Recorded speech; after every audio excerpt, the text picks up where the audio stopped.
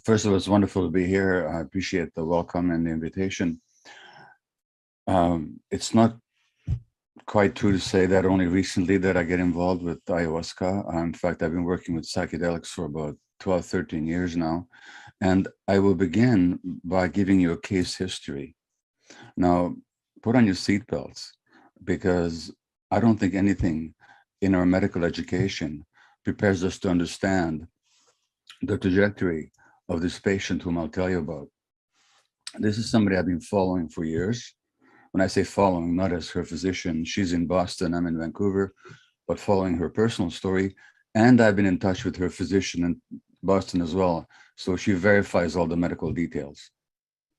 But as I tell you the story, first of all, in a brief form, see what, in your own view and perspective, and in your education, and in the medical ideology in which you work, what might explain this particular story. So this patient, whose name is Meok, Meeok, that's her Korean name, grew up in Boston, or grew up in the United States, and she was an executive to a high-level academic at Harvard, when in her late 20s, she developed stiffness and joint pain, inflammation, and was subsequently diagnosed with scleroderma or systemic sclerosis, which, as you know, is an autoimmune condition that affects the connective tissues of the body, and literally it means hardened skin, which is exactly what happened to her. She became stiff. When I say stiff, the first time I spoke to her, quite some year, about 6 years ago now, her face was like this. And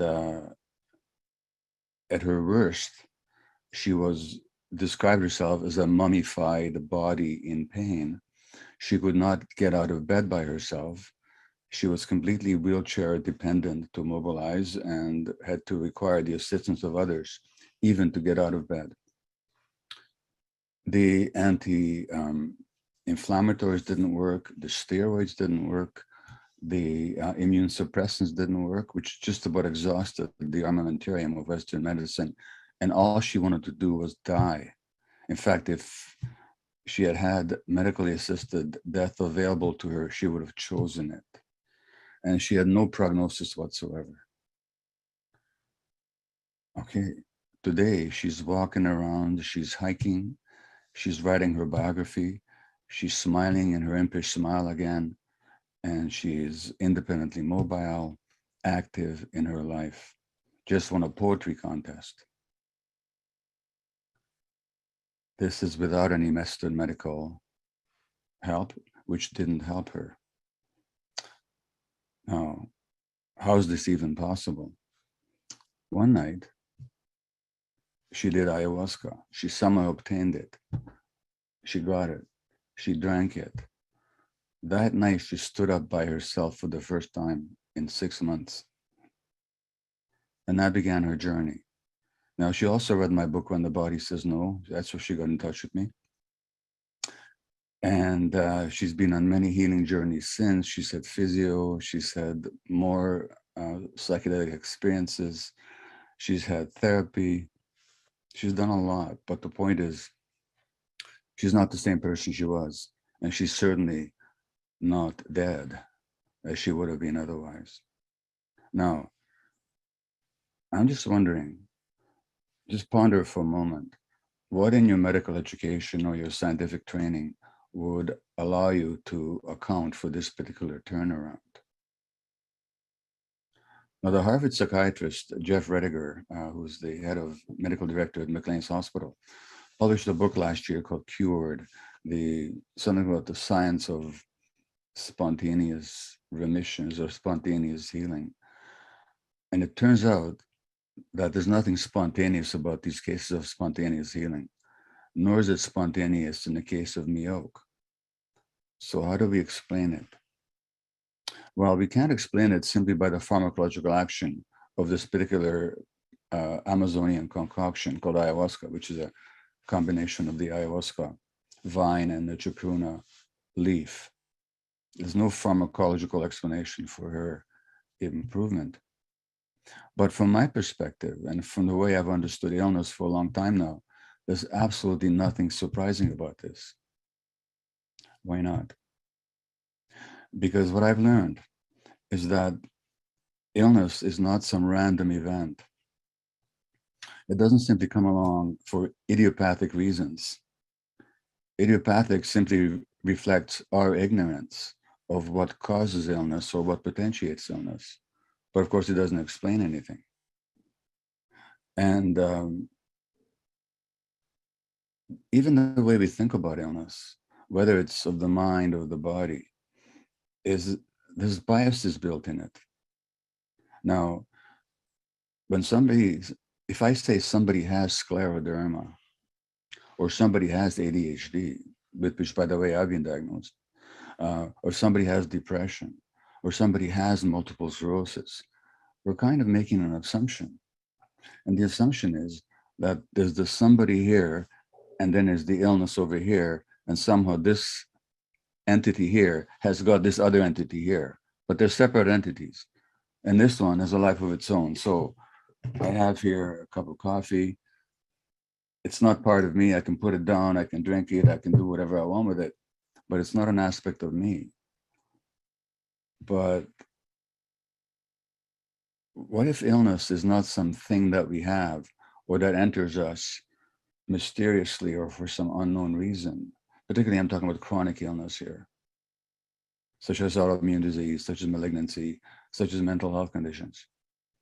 What if what we call illness actually represents a process that occurs inside a particular individual, and that process reflects and manifests that person's life from the very beginning, from even conception, and that the illness is a manifestation then of a lifelong process that is completely connected to what happened to that individual throughout the course of their lifetime. Now, here's the thing that none of Mioch's specialists in Boston had actually thought to ask her about, which is what happened to you in life? So, which is, of course, I've learned to ask a long time ago in family practice and in palliative care and in my addiction work. So here's her story. She was a Korean infant given up for adoption at 6 months, at which point she was in a foster home for 6 months. And then she was adopted by an American evangelical couple at 1 year of age, brought to the US. When she was a small child, her adoptive mother, had a nervous breakdown.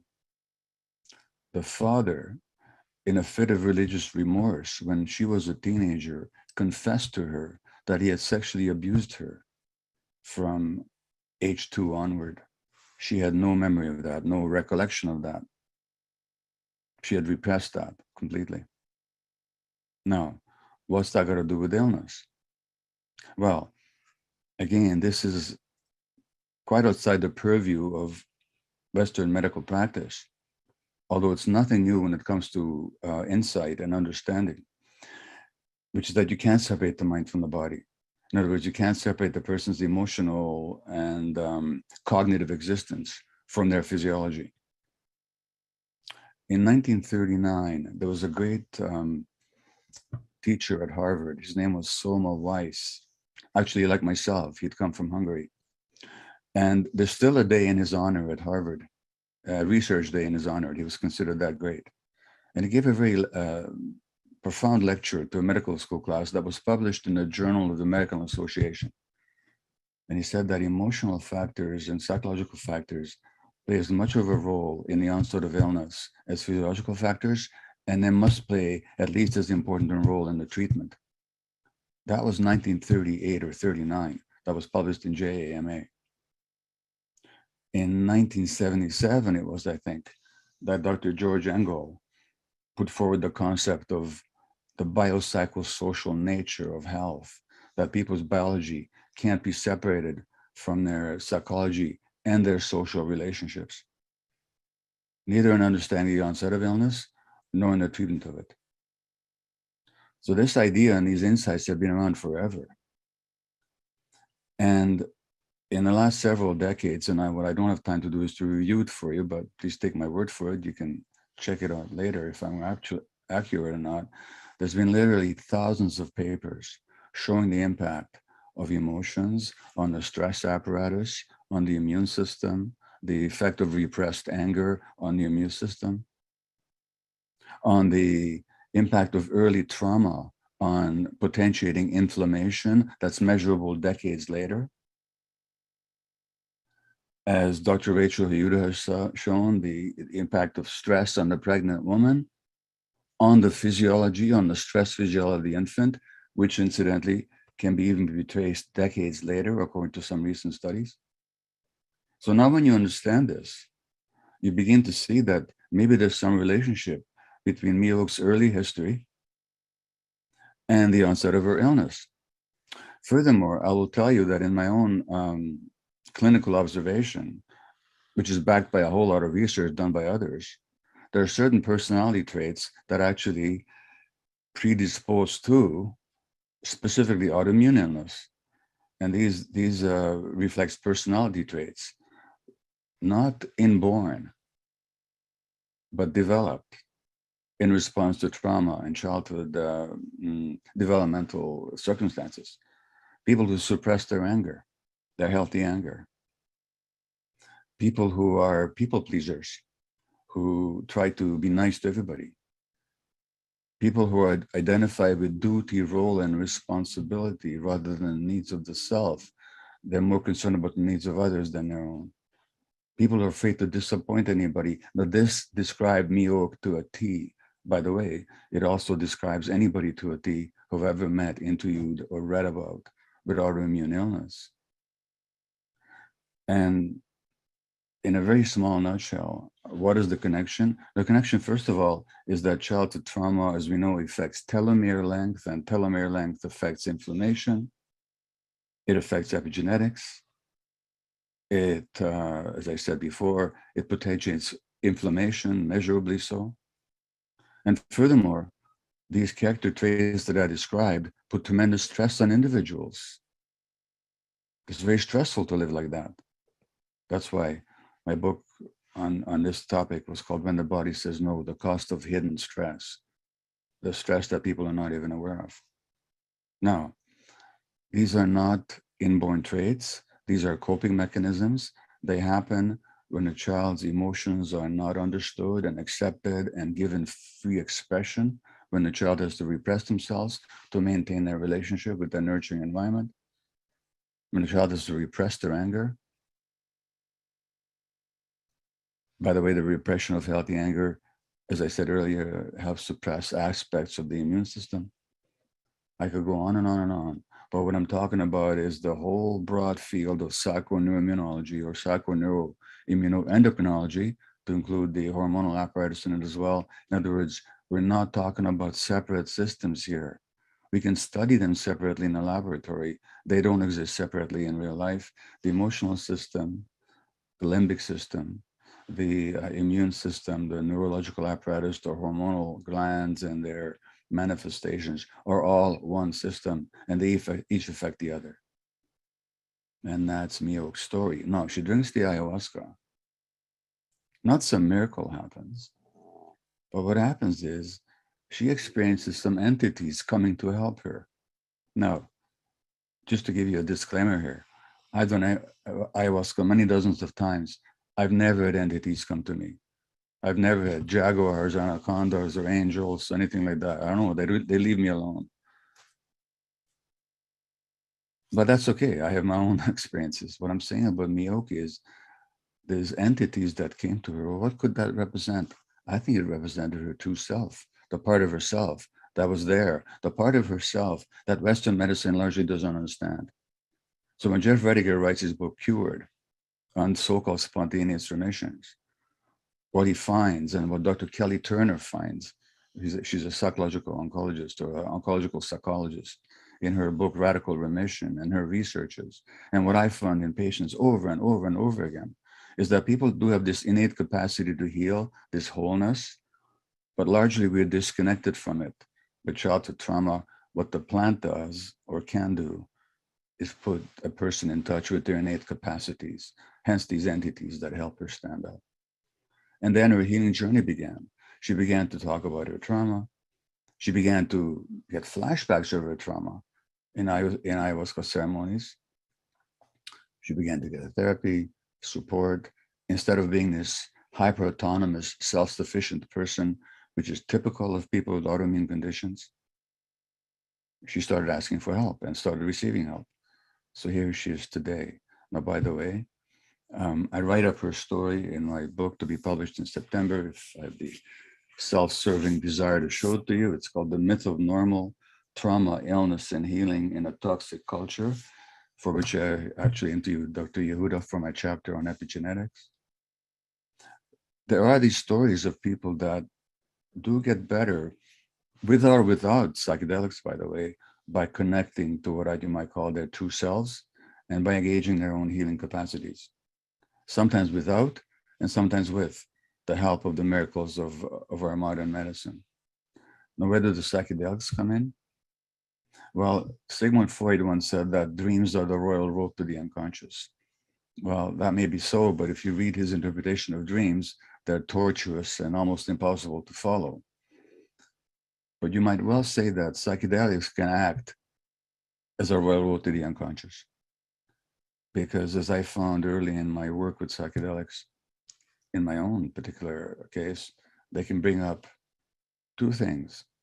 I mean, how I began working with psychedelics is I just published my book on addictions in the realm of hungry ghosts, where I show that addiction is not the only, but a prevalent outcome of childhood trauma. All the people that I'd worked with in the downtown instead of Vancouver had been abused as children. This is North America's most concentrated area of drug use. 30% of our clients are Indigenous Canadians. Indigenous Canadians make up 5% of our population, 30% of our addicted population, 30% of our jail population, and Indigenous women make up 50% of our jail population. Why? They just happen to be the most traumatized segments of the Canadian population. They also, Indigenous women have 6 times the rate of rheumatoid arthritis. This is in the population that never used to have autoimmune disease at all. And by the way, in my new book, I talk about this supposed mystery of why women have 80% of autoimmune disease, because in this society, they're acculturated to suppress themselves, serve the needs of others, and ignore their own needs, and to repress their anger. That's my contention. Lots of documentary, laboratory, I should say, scientific evidence for that. But after I published my book on addiction, people kept asking me, well, what do you know about ayahuasca and the healing of addiction? And I became irritated with the question because I just spent 3 years writing this book. Don't ask me about the one thing I don't know anything about. But the question kept coming up until I had an opportunity to experience it myself. And I got it instantaneously. Because the effect of the plant was, first of all, to really open up my heart. I just started crying tears of love. Love is not something we're supposed to talk about in medicine, because you can't measure it in a laboratory, except you can. You can measure endorphin levels and oxytocin levels and so on, and they'll tell you all about love. That's a whole other story. So I experienced this deep love, and I understood how in my own life, as an infant survivor of the Holocaust, I had really closed my heart to love out of sheer self-protection. So that closing of my heart was a coping mechanism, but it also hobbled my emotional life, including with my own spouse and family. Well, when the heart opens, you realize, oh, it's still there. You don't have to run away anymore. But also, these plant experiences can open up to the pain and the source of the pain. In other words, addictions, in my view, or these attempt to be nice and pleasant and good to everybody and suppress yourself, these are all attempts to escape the pain that you endured as a child. And the plant experience can both reveal to you the pain, the depth of it, the intensity of it, but you're there as an adult to witness it with support. And I do have to emphasize the importance of support, whether we're dealing with MDMA whether we're dealing with ayahuasca or psilocybin or what, it's the importance of empathetic, compassionate, adept support is key. So you're there with support as compared to when you first experienced these emotions as a child, you were all alone. And you're there as an adult rather than a helpless child. So in a very small nutshell again, then, how do these psychedelic substances, in my view, work? They reveal to you what's been hidden to you, which is your deepest sources of pain, but also your innate capacity to overcome the pain. And that, in a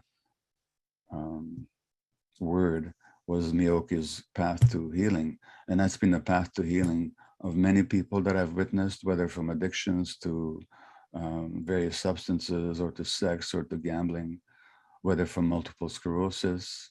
And yes, I can tell you lots of stories of people with multiple sclerosis who are no longer on medication and no longer have relapses, or if when they do, they know what to do about them. So what I'm saying is that there's nothing miraculous about any of this stuff. It's all in alignment with intuition, with the intuition of physicians, by the way, over the centuries, including Semmelweis, including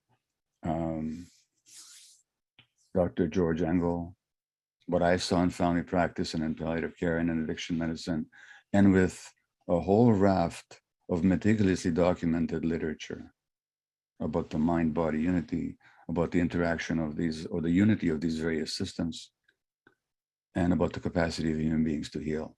So I could really talk on several hours on this subject, as you might imagine, but I'll stop here and just see what kind of conversation we can generate.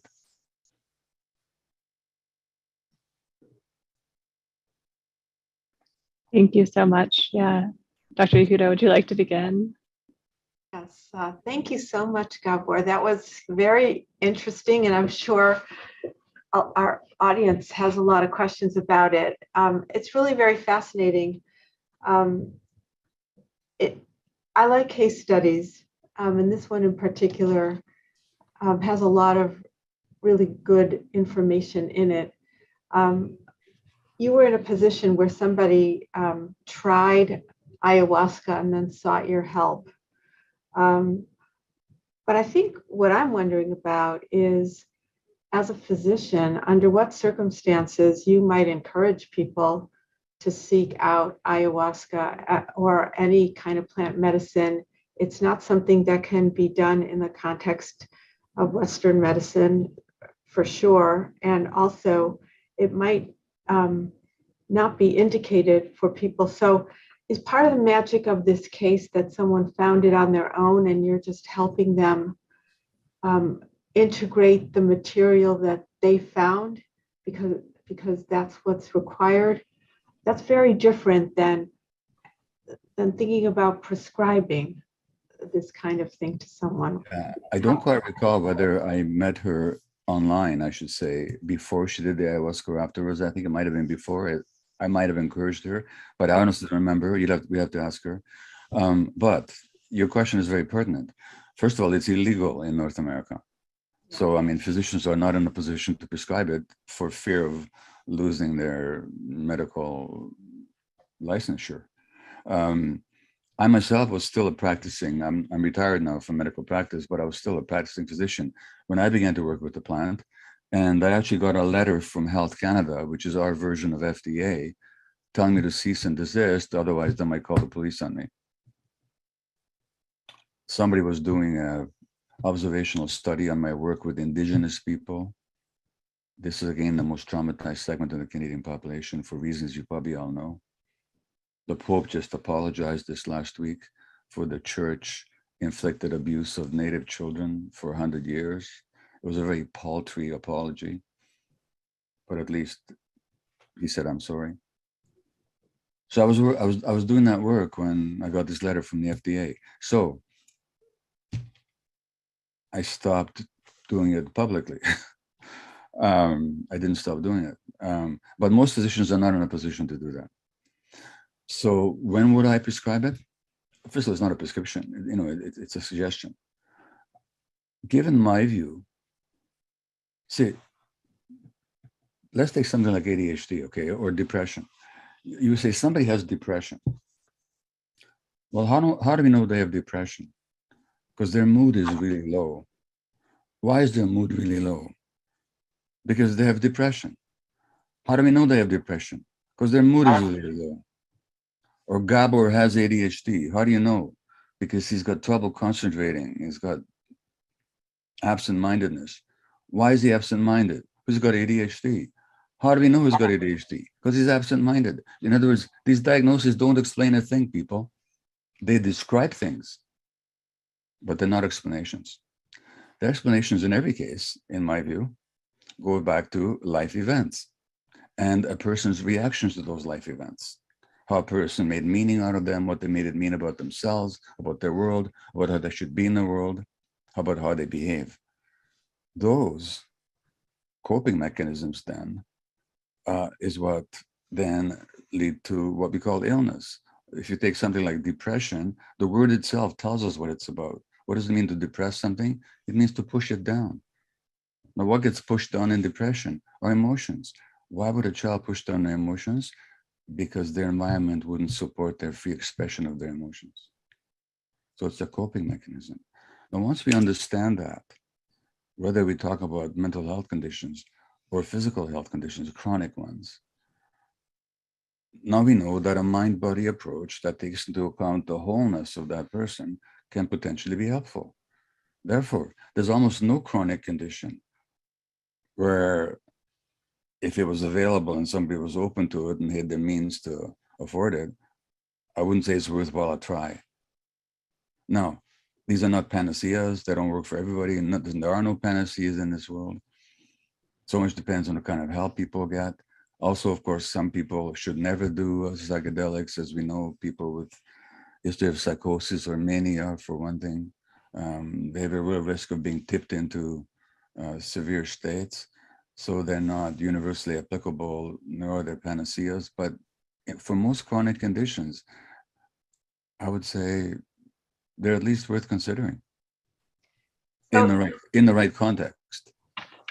Even putting aside the idea of psychedelics, the message that you seem to be giving us today is that in a situation where there's a mind-body problem, where there's something that has happened in childhood that manifests itself in a physical or emotional condition, if you treat the underlying experience, if you somehow allow people to give expression to what happened to them, then this will not only help with the mental health symptoms, but the physiologic symptoms as well.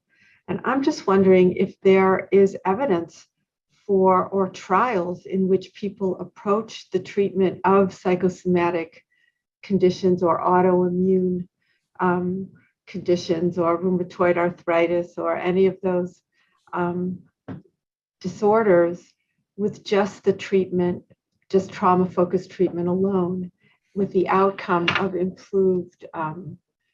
improvement to the physical health. Well, so you're absolutely right. Psychedelics are not required. Psychedelics are like a super agent that can help the process, but they're not the point. The point is that transformation in the individual.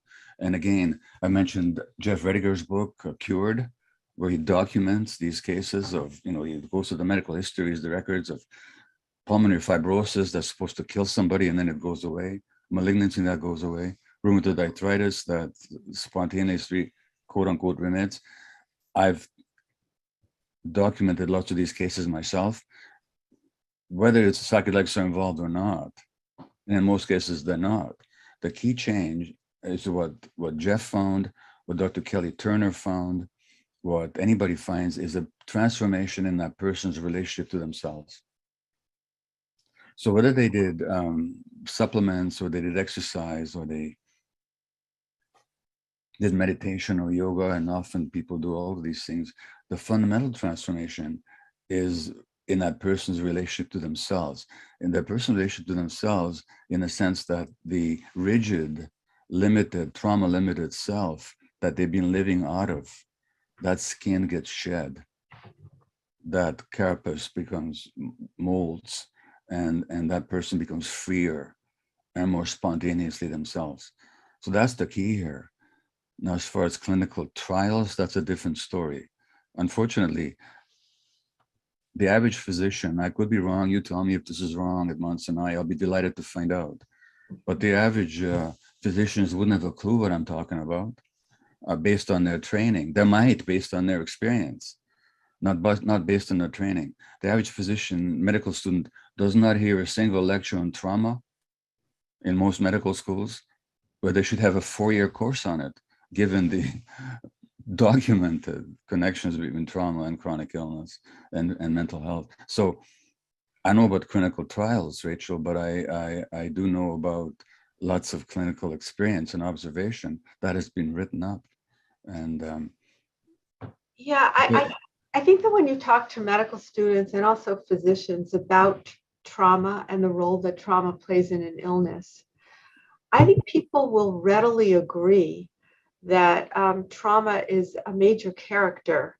But I don't think that many physicians believe that you have to address the trauma in order to address the current clinical symptom presentation. And I think that's where the rubber meets the road. Yeah. And that's what's very interesting about what you're saying, because if a person came to somebody for an autoimmune disease,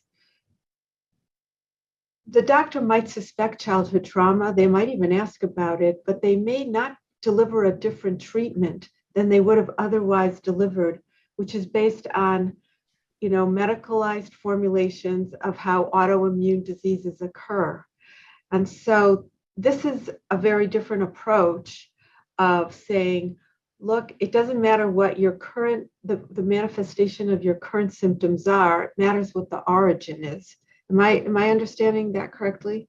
well, no, I'd never tell you to somebody that the manifestations currently don't matter. They're distressing and they're painful. They're disabling. They have to be addressed for sure. But I'm saying, in addition to that, once we've done that, how about we take a longer view of it? Now, the fact is, and I speak to audiences all over the world. My books have been published in 30 languages now, so I do travel all over the place. I ask people, if in the last 5 years you've been to a respirologist, an oncologist, a rheumatologist, gynecologist, neurologist, rheumatologist, any kind of onologist, put your hand up. So a lot of people put their hands up, and I'll say, keep your hand up if they ask you about childhood trauma, current stresses in your life, how you feel about yourself as a human being, what's your relationship like with your significant others, if you have one. Very few hands stay up. These questions are not even asked. And Miyoki, nobody had asked her about any of this stuff. Now, I'm not arguing that we should throw out Western medical science, for God's sakes, but I do know that if we added this scientifically proven mind-body perspective to our approach, we could get a lot of people off their medications. I know one rheumatologist at a major teaching center in the States who says, I totally get it. She read my book and she said, yeah, I totally agree with it. And I'm getting miraculous results with my patients, but I can't even talk to my colleagues about it. And when I talked to Jeff Rediger, who's again the head of McLean Hospital, medical director there, at Harvard, he said, at Harvard, to talk about the mind-body thing is to jeopardize your career, he says. This is changing, he said, but this was true until a few years ago. So I wouldn't paint the picture quite as rosy as you would, that the physicians would agree, or they would even ask about it. Unfortunately, it's not part of our training, and it seems foreign to us. And part of the reason it's foreign to us, if I may say, because we undergo a very traumatizing course of training ourselves. We ourselves have to disconnect. A lot of physicians will tell you, if you ask them, my training was really hard. And we learn to ignore ourselves. And then why would we ask about our patients' mind-body dynamics when we don't even know our own? It's not comfortable for a lot of doctors to ask those questions. Not only that, it's time-consuming. I mean, if you come to me with your rheumatoid arthritis, and if I give you your steroids and your immune suppressants, that takes a second. But for me to raise the question of your childhood issues, well, and I'm not even trained for it, as the average physician would say. So, and by the way, let me make another quick point here. And this would maybe make us wonder. So, lots of studies have shown, for example, that asthma, the more stressed the parents are, significantly the greater the risk of asthma for the child. So there's something biopsychosocial about asthma. We also know from one study that I know at least, that the more episodes of racism a Black American woman experiences, the greater her risk for asthma. Now, what does that tell us about asthma? It means that it's a well-documented biopsychosocial condition, and that inflammation and narrowing of the airways represents emotional events and interactions with other people. Now, how do we treat asthma? We treat it with adrenaline and cortisol to open up the airways and to suppress the inflammation. What are adrenaline and cortisol? Stress hormones. Across the board in medicine, steroids, stress hormones are the most commonly used medications. But we never ask ourselves, is it possible that maybe, just maybe, stress has something to do with the onset of this condition in the first place? And what would happen if we address that stress? Now, listen, I know I can come across as, I hope I'm not coming across as arrogant, like I know something that other people don't know. I'm just telling you what I've experienced and witnessed and what has been documented and documented and documented. And a lot of clinicians who open their eyes come to the same conclusions. Trouble is they do so in isolation and there's no support within the medical system for their perspective. So that's the dilemma. No, I think you're bringing in a very important perspective. And I think you're also talking about the helplessness that sometimes doctors feel in Western medicine of knowing that there's something there, but not thinking it's in their domain or not thinking that it's their problem to solve. And, we have a lot of experience with this because we're now integrating mental health into primary care. And it's not that easy just to get the physician to acknowledge or screen for the mental health problem and then partner with us to try to solve it. But the idea of really trying to incorporate the psychological issues and the trauma into the current treatment is very, very challenging for people. Now, when you add on the complexities that psychedelic-assisted psychotherapy may help, at the current time, this becomes even more challenging for people because of where we are. But what I see that there are questions that are starting to accumulate, but I'm very curious about how you first got involved with psychedelic medicines. When did you start integrating this into your thoughts and into your practice? And what was that like for you? Very late in the game. Again, it was, I'd worked in the downtown east side of Vancouver. The downtown east side of Vancouver is North America's most concentrated area of drug use. In a few square block radius, we have more people using here than anywhere else on the continent, injecting, inhaling, ingesting substances of all kinds. People live in the streets, they live with HIV, hepatitis C, and I was a physician down there. And I was the physician at North America's, at that time, first supervised injection site, where people actually bring their drugs, their illicit drugs, without fear of getting arrested. We give them clean needles, sterile water, tourniquets, and if they overdose, we would resuscitate them. So that's where I worked. And as I said before, in that area, in 12 years of work, there was not a single female patient I had who had not been sexually abused as a child. And the funny thing was, or the not so funny thing was, until I asked them, nobody had ever asked them before, which is astonishing given the many studies correlating childhood trauma and addiction. But again, that's the state of medical training.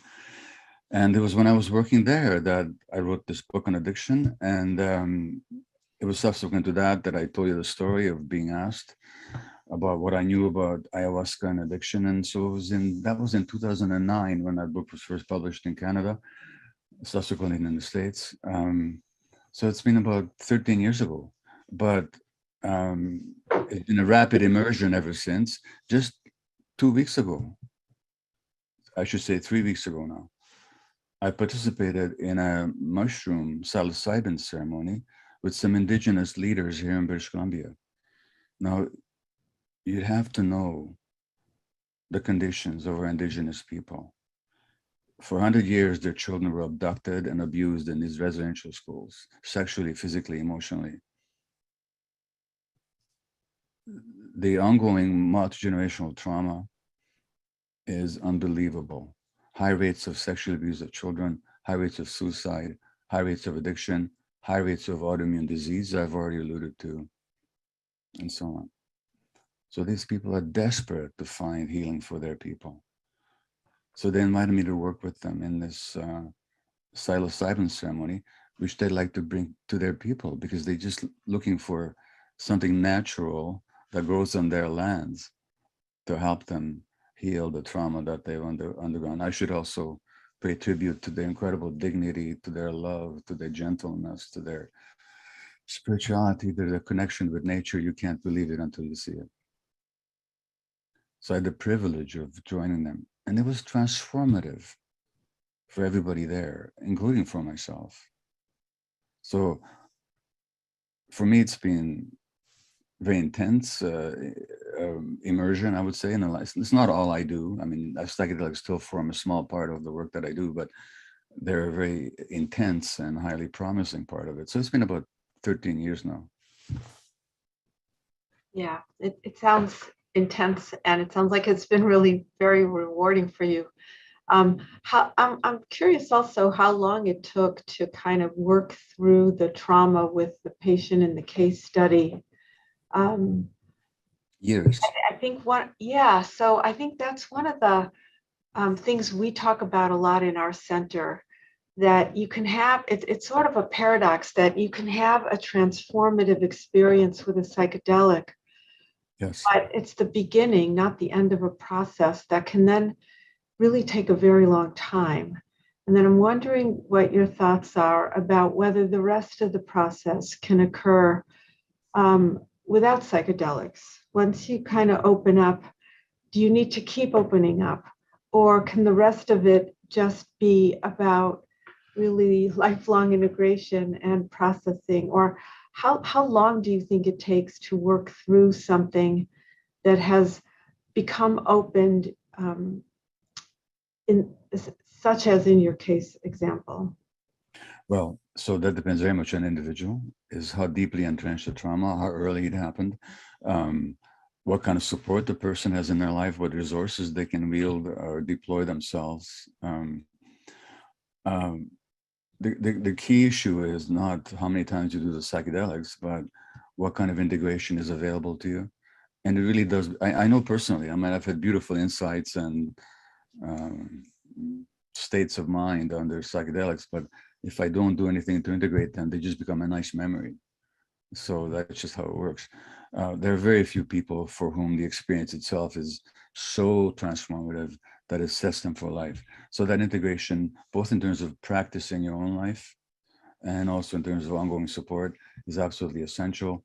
How many times, there's no prescription about how many times somebody should do psychedelics. Some people do it once and that's all they want.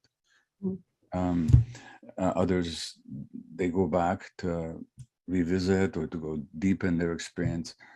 Miok is doing ayahuasca again, maybe I think next month actually, in Costa Rica.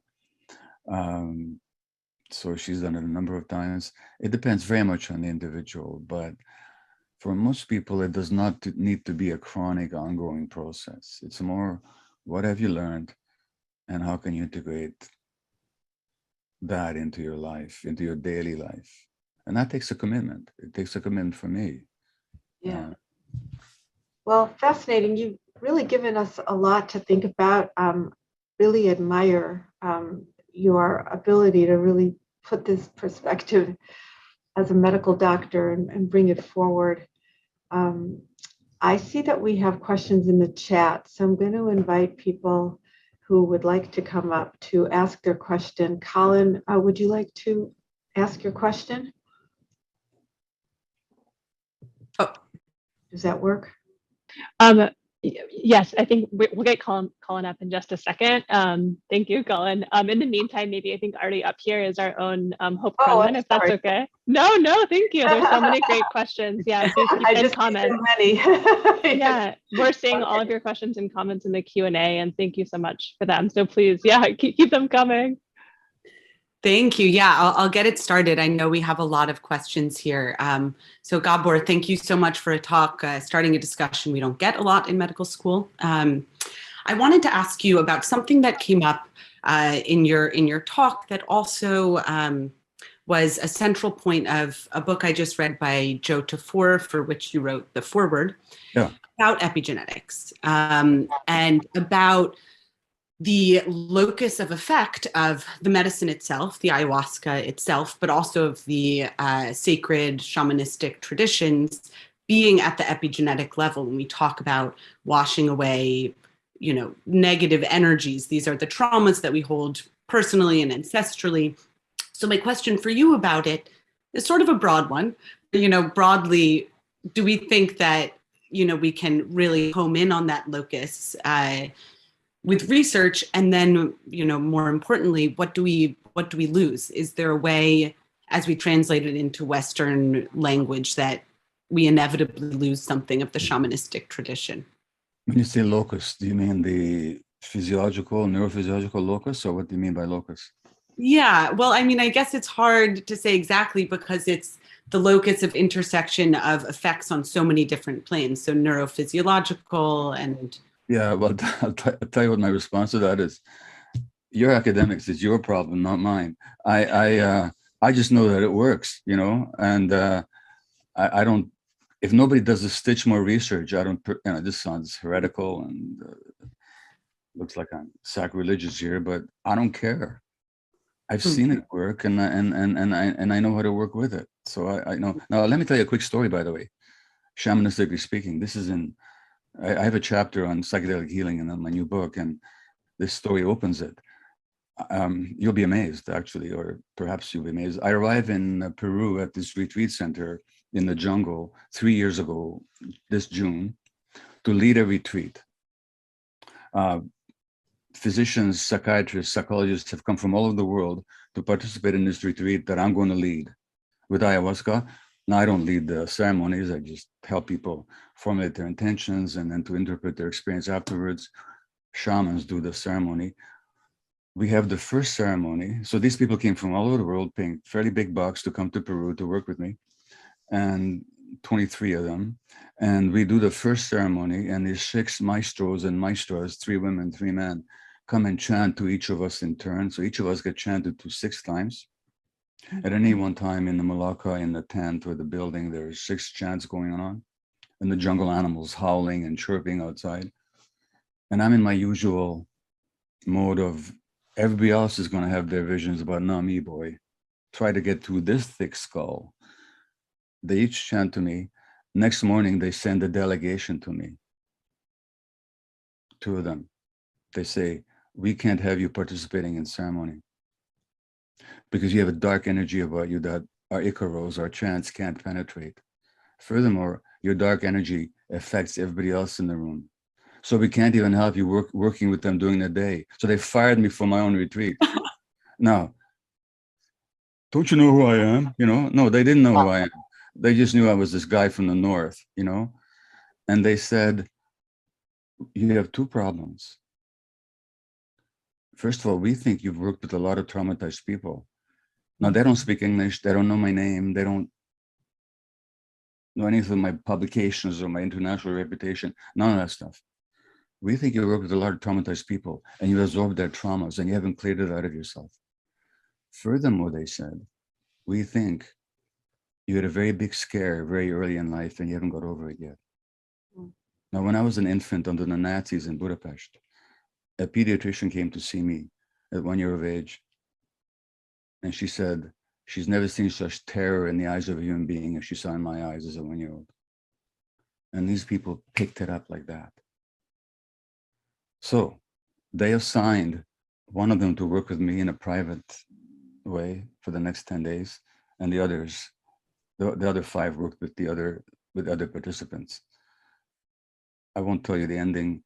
It was great for everybody though. That's how important shamanic skills are. Like that, they picked up on my story. And by the way, you know what they said at the end? You will all appreciate this.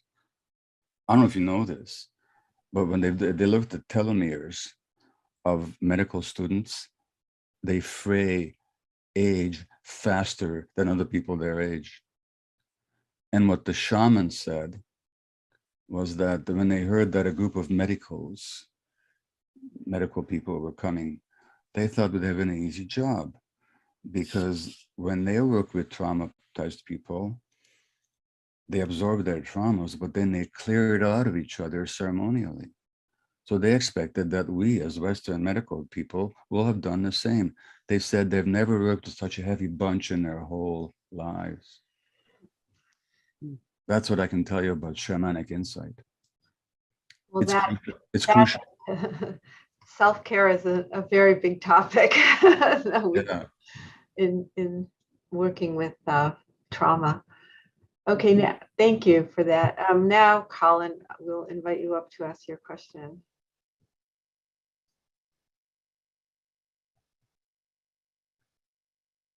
Hi there. So a few years ago, I read a book on depression, sort of describing it from molecular biology to genetics and clinical psychiatry. Yeah. And one of the hypotheses that was posited that I found particularly interesting is the idea that stress is a specific mechanism of disease, but the disease itself is non-specific. And so perhaps stress interacts with genetic vulnerabilities to produce a wide variety of inflammatory diseases, ranging from neuropsychiatry to cardiovascular disease. And so I was wondering, in your clinical practice, do you see these comorbidities? And after treatment with psychedelics, do you see the alleviation beyond just the neuropsychiatric disease? So first of all, in a lot of families, when there's one disease, there'll be other diseases, both of the chronic medical kind and the mental health kind. That's the first point. I think that's because what's being passed on multi-generation is trauma. Now, when you ask about genetics, here's the thing about genetics. For all the belief that, say, depression is due to a lack of serotonin, there's no evidence for that whatsoever. Zero evidence. It's like saying, no, does Prozac or fluoxetine SSRIs work? Yeah, I've taken them myself and they've helped me. But to say that depression is caused by lack of serotonin because an SSRI works is like saying that if you have a migraine headache and you take an aspirin and that works, that your migraine was caused by a lack of acetylsalicylic acid in your brain. Or if you go to a party and you're shy and you have a drink and now you become sociable, that your social anxiety was caused by a lack of alcohol. So there's no correlation there whatsoever. Number one. Number two, nobody's ever discovered a single gene for any mental health condition. Nobody's ever discovered any group of genes that if you have it, you're gonna have a mental health condition. Nobody's ever discovered a group of genes that if you don't have them, you will not have a mental health condition. What they have discovered is a large group of genes that the more of them you have, the more likely to have any number of mental health conditions. In other words, there's nothing specific about them. In other words, what are these genes code for? They code for sensitivity. And the more sensitive you are, from the Latin word sense here, to feel, the more sensitive you are, the more you're going to be affected by whatever happens to you. So you can have those same genes, and we know this from studies. In a nurturing environment, you'll just be that much more effective, that much more present, that much more happy. But given traumas, you'll be that much more affected. That's what's being passed on, is degrees of sensitivity. And that's the only thing genetic. And no, there are some conditions, multiple, I should say, muscular dystrophy that runs in my family. If you have the gene, you're going to have the disease. My mother had it, my aunt had it. But those conditions are very rare. And even if you look at something like breast cancer, there are breast cancer genes, of course, oncogenes, as we know. But out of 100 women with breast cancer, only 7 will have the genes. And out of 100 women with the genes, not all of them will have the cancer. So we pay far too much attention to genetics than they deserve, and not enough to epigenetics and the environments that affect our epigenome. I hope that answers your question. Thank you. It does. And to sort of corroborate something that you're saying, so I work actually in a neurogenetics and epigenetics lab. And so I'm, quite familiar with the research in this area. And something that I wanted to sort of point out for our audience today is that if you look at the genetic variants that are associated with Alzheimer's, in which specific cells they localize in which regulatory regions of the genome that they localize in, they're specifically expressed and localized in microglia, which are myeloid origin cells in the immune cells of the brain. And so I think that this kind of paints, a much interesting picture sort of about the localization of genetic effect in neuroimmunology. Thank you. Cool. Thank you. Gary, I think we have time to get your question in. Gary Katzman. Oh, sorry, I think he's not up here yet. So we can ask it, or we can go to a different question. We only also Maybe have just a couple minutes. Yeah, we only do. I think we can also read this compliment to you by an anonymous Dr. Mate. I just wanted to say that reading When the Body Says No in college was truly life-changing, life-saving. It's truly an honor to hear you speak. What's your advice for doctors in training to push back on the skepticism towards psychosomatic treatment models? Separately, what advice do you give those of us nervous about the impact of engaging with this work in training while processing our own trauma or life? Well, thank you, first of all, for the acknowledgement. My first advice is to engage with your nervousness. What's that all about? Now, are you afraid of losing your career? That's an important consideration. In this particular world, I cannot push you to do something that might jeopardize your professional status. But you have to make a decision of what's important to you, what matters to you, what gives you meaning. How do you want to spend the decades working with people? Number one. Number two, very often that nervousness is a trauma imprint, that if I express myself truly, I won't be liked, I won't be accepted, I won't be approved of. That's the child situation. So I would say engage with the nervousness first. See what it's all about. Is it a legitimate concern about your professional status? Or is it actually an emotional response to the fear of being disliked or disapproved of? I would say that's the first response. And I would say that most of us, the best work we can do before we can engage with this whole issue is with ourselves and our own emotional relationships to our profession. Beautiful answer. I don't know, Lauren, do we have time for one more? No, unfortunately, we're past time. Yes. Yeah, but thank you so much. What a challenging answer too, and such a challenging talk, and helpful and wise. Thank you. And thank you everyone for participating. So much for joining us, and thank you to our audience. Thank you so much. Yeah.